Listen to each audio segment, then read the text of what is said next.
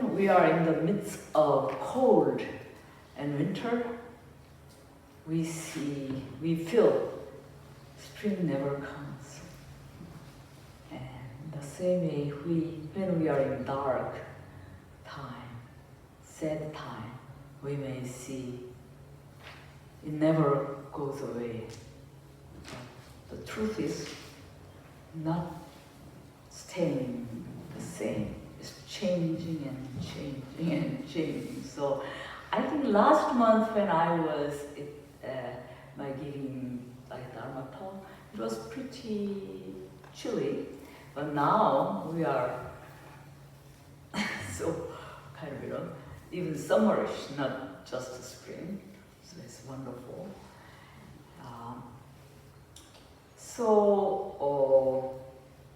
I started to give my Dharma talk on the life of Master Sotaesan, the founding master of Won Buddhism, since last October. And my talk will complete, and I don't know, complete is the right word, next month, May. So this month, we are going to study together the picture 5, Great Enlightenment. Great Enlightenment. Can we read together?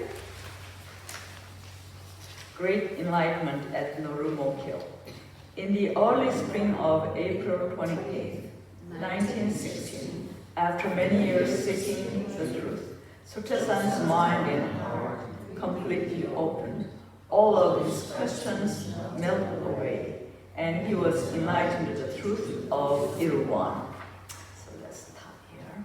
So, after many years of search, starting from his questioning, his praying, and his searching for the teacher, and last stage is, I don't know what to do. I'm totally lost. So almost 20 years of his search, he arrived at awakening at the age of 26, April 28th, 1916. So this year is 108 years to celebrate Master Sotaesan, the founding master's awakening. And we'll have, I think, the celebration of the 23rd. So, when I started my Dharma talk, I started talk with the epithet of Venerable Sotaesan. So his the disciple, his successor, Master Chongsan, wrote at the tombstone the life of Sotaesan, Master Chongsan wrote. And there, he wrote, at the age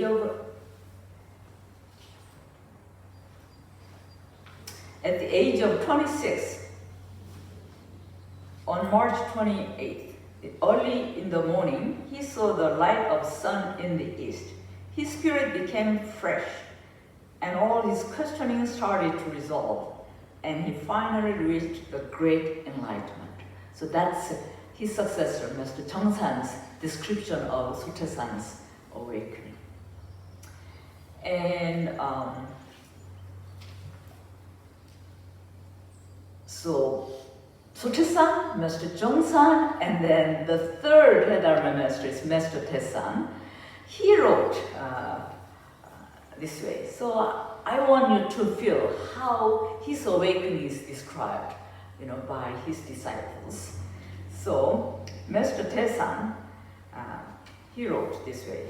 While Sotaesan was in great samadhi, as a result of his aspiration and exertion from the time of immemorial, he experienced his spirit brightened and all doubts resolved.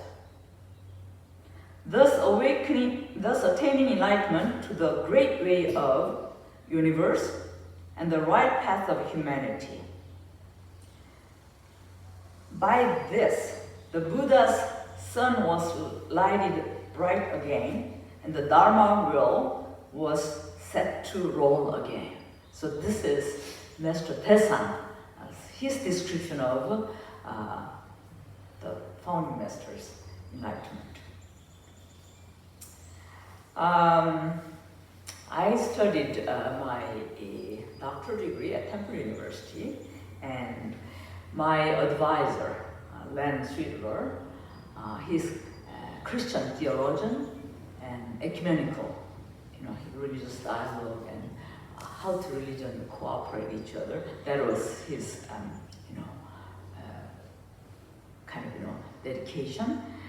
So Len Sweetler visited Korea, and Master Sotaesan, the third Dharma master, and he asked the Master Sotaesan, I have real difficulty of understanding the term enlightenment or awakening in Buddhism. So awakening is a very difficult concept for the West.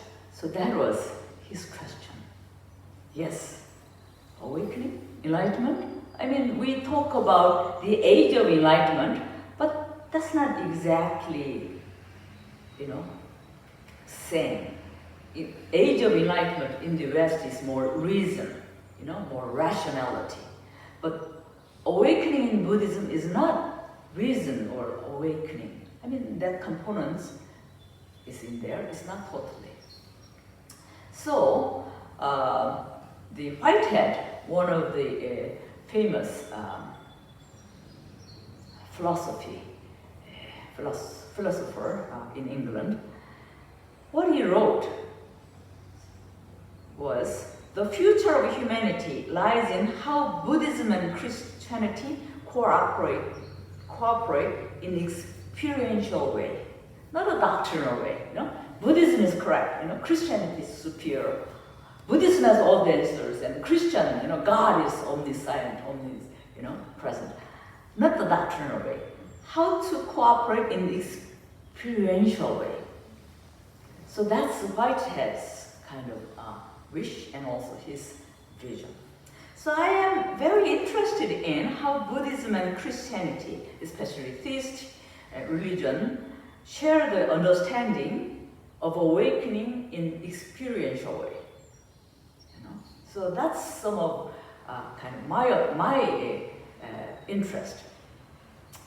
And so when you hear about, I heard there are several students from Greenmore College. So in college, you are learning, Buddhism. What is Buddhism? Buddhism is religion of awakening. Bud is awakening or enlightenment. So Buddhism is religion of awakening. And then Buddha, awakened one. So awakening is the core starting of Buddhism. But in Theravada, elderly Buddhism, and then even Mahayana, great vehicle, awakening wasn't really the center. More, chantings, more, respecting, and more theoretical, all the, development. So, about a century or 1,000 years later, after Buddha passed away, there was a monk in India, Bodhidharma. He said, it's so difficult to teach Buddhism in India. So I'm leaving for India and then for China. So he went to China, and so Bodhidharma started the tradition of sun or chan, or in Japanese pronunciation, Zen. So sun, chan, or Zen, the core message is awakening. So in order to be a true disciple of the Buddha, awakening is the message. So awakening to what? Emptiness, original face, original nature, original mind. And this awakening is not the Buddha's privilege. It's not Buddha's monopoly. Everybody, you can do it. So awakening is repeated experience. You can break through the dualistic, conscious dimensions. Then you can get into the awakening. You can experience awakening. So that's the Chan Buddhism. And you will read the Heart Sutra soon. Heart Sutra is one of the teaching Chan Buddhism really focus. So when you see the Heart Sutra, there is a players. The Bodhisattva of great compassion, one player. And then he's naming Sariputra, one of the disciples. And then the third player is not just Bodhisattva of great compassion, only one person. All the Bodhisattvas show up. And then later, all the Buddhas. So here, the reason it has different players is in order to really reach the level of awakening, there are levels of trainings, the levels of practice. So you may say, I'm awakened, instant. You may, but it needs more levels until all the Buddhas of the past, present, and future awaken supreme enlightenment. So those levels in the Heart Sutra. So today I don't really explain the Heart Sutra, but while you are chanting, you read over those prayers. It's quite, amazing. Name. Sariputra. Form does not differ. Emptiness. Sariputra. All dharmas are empty in nature. And then, because you realize that emptiness, then you are free from delusion, no hindrance, and then through that level, you attain great enlightenment. So those levels are in the Heart Sutra. You can. So here, enlightenment, awakening is not a person's domain. Everybody can do it. So that's Zen practice, Zen training. So now we'll see what is Sotaesan's message. Yes, Sotaesan has a message in this 20th century, 21st century humanity. So Sotaesan, he was born 1891, and he was awakened in 1916. So he lived more like 20th centuries, and then we are in 21st centuries, right? So Sotaesan's awakening, we can define in two ways. One is in common with his contemporary Sun masters. The Sun teachers, awakening is the core message. Yes, Sotaesan is sharing that message. So the principle of neither birth nor death.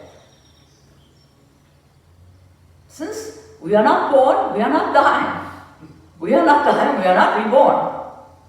That's first message. And then second is retribution and responses of cause and effect. So nothing is dying or born, but within that frame, retribution and response of cause and effect. So that's the truth of Irwon is representing. So that message, that teaching, he's sharing with the Sun teachers. But while I was really going through Sotaesan's teaching, I realized that he was very clearly aware of this era, this era is scientific and technological revolution. You know, we are in totally different era. You know, whatever I want to check, find, I just Google in Korean, then right away it shows. So I don't have to, you know, the Korean dictionaries or Korean, no. It's technologically, we are just in one setting, you know. No language barriers, you know. So that's, so he was clearly aware of revolution of matter. And so this revolutionary matter, he was in the same line with his contemporary prophets, Sun and Jingsan in Korea. So he has his understanding. We can think about two dimensions. One is what is our original nature? What is our original, you know, what is the practice? And then the other one is what is the era we are living in? So those two, and so the contemporary time, 20th and 21st century, you know, very important message is humanity, not the divinity, is the center of this drama. So humans are the center. Humans are the prayer. So each of us are creating our own destiny, our own creator. You know, that message is kind of the Sotaesan's perspective and Sotaesan's enlightenment. And so here, his enlightenment, we can clearly see founding motive of Won Buddhism, and also the chapter on Irwon San, that chapter, he clearly stated, this is what I awakened. So, you know, I hope you can read. And so, you know, one of the important part is Sotaesan rekindled Buddha's enlightenment right again in this 20th and 21st century. And then each of us has obligation, has role, and has a right to continue this Buddha's enlightenment light. So that's so enlightenment is very crucial, and it's like I prepared a little longer than what I can present today. So let me just, you know, wrap up. So here enlightenment is crucial, and then just one the point I want to give. So, you know, you may say, yeah, if enlightenment is crucial, then how we get the enlightenment? What is enlightenment? And Sun tradition, living household, and family responsibilities totally left. So just aiming, awakening, and serving enlightenment. So you cannot concentrate for your practice with all this, you know, mundane life. But Sotaesan had real departure. No.